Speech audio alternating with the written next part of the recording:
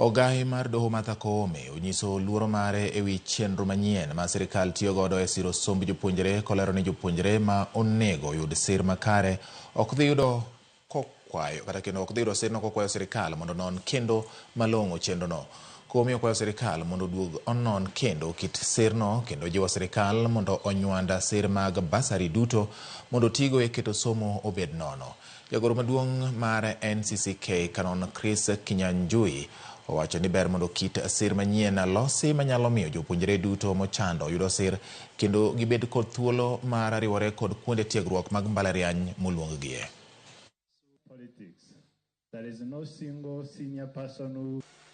That a child who has qualified to go to the university can be there crying, saying, look, I've been put in band 5. Is it band 5? When I ought to be in band 1, and therefore I cannot afford to go to the university. And when you follow, you find the child of a well-to-do family has been put in band 1.